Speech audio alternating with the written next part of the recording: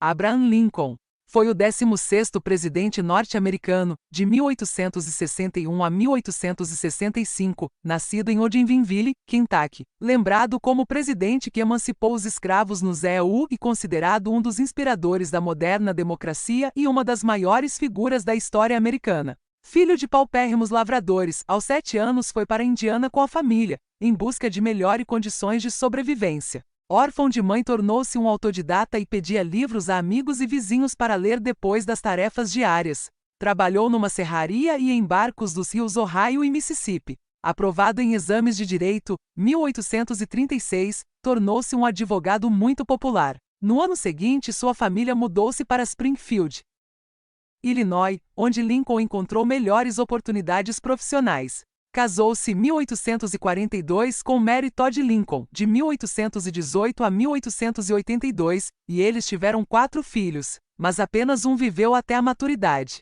Mulher inteligente e ambiciosa o levou a entrar para a política. Filiado ao Partido Conservador Whig, elegeu-se 4 vezes para a Assembleia Estadual, de 1834 a 1840, e foi representante de Illinois no Congresso de 1847 a 1849, onde propôs a emancipação gradativa para os escravos, tese que desagradou tanto aos abolicionistas quanto aos escravistas. Além disso, sua oposição à guerra no México fê-lo perder muitos votos e ele não conseguiu reeleger-se. Sem mandatos públicos por 5 anos, assumiu uma atitude anti-escravagista e transformou-se no paladino dessa tendência após o debate que travou com o senador democrata Stephen Douglas.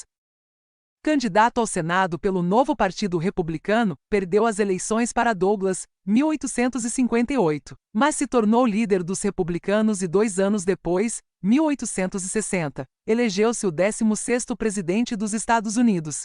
Sua posição anti-escravagista provocou o separatismo de 7 estados escravistas do Sul, que formaram os Estados Confederados da América.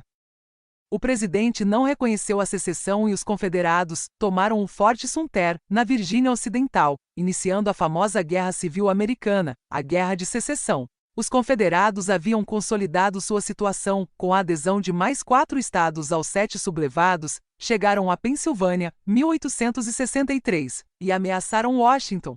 Porém, com a vitória contra os confederados na Batalha de Gettysburg, 1863, o presidente decretou a emancipação dos escravos e, a seguir, pronunciou o célebre discurso em que definiu o significado democrático do governo do povo, pelo povo e para o povo, e que alcançou repercussão mundial. A guerra ainda continuou por 2 anos, mas agora a vitória da União era irreversível. Reeleito presidente 1864, os confederados renderam-se em Appomattox em 9 de abril, 1865. Preparavam um programa de educação dos escravos libertados e defender o direito de voto de ex-escravos, quando foi assassinado pelo ex-ator John Wilkes Booth, com um tiro de pistola na nuca enquanto assistia a um espetáculo no Teatro Ford, em Washington, e morreu na manhã do dia seguinte, em 14 de abril, 5 dias depois da rendição. Alguns dias depois, Booth também foi morto ao resistir a um cerco policial para prendê-lo. A esposa de Abraham Lincoln, Mary Todd Lincoln, que já havia perdido 2 filhos pequenos quando, aos 46 anos de idade, presenciou o assassinato do marido. Na trágica noite de 14 de abril de 1865, Mary Lincoln ainda estava de mãos dadas com o marido, com quem estava casada havia quase 23 anos quando ele caiu ferido. De acordo com testemunhas, os gritos da primeira-dama ecoaram pelo teatro. O presidente foi socorrido e levado a uma casa do outro lado da rua. Segundo relatos da época, nas horas seguintes, enquanto Lincoln permanecia em coma, a primeira-dama teve um ataque de histeria, chorando incontrolavelmente. Ela ainda sofreria a morte de um 3º filho, Tad, vítima de doença pulmonar aos 18 anos de idade. Em 1871, o sofrimento público da primeira-dama após a morte dos filhos e do marido destoava das rígidas regras sociais da época e era visto como impróprio. Na época, uma pessoa em luto, especialmente uma mulher, podia usar roupas pretas por determinado período de tempo, ou carregar uma recordação da pessoa morta, como uma fotografia ou uma mecha do cabelo. Mas Mary Lincoln foi além do que muitos consideravam aceitável. Ela vestiu luto durante muito mais tempo do que era comum e costumava ter crises de choro na frente de outras pessoas. Em vez de encarado com empatia, esse comportamento fez com que sua saúde mental fosse questionada e levou a uma imagem que persiste até hoje entre muitos americanos: a de que ela era louca.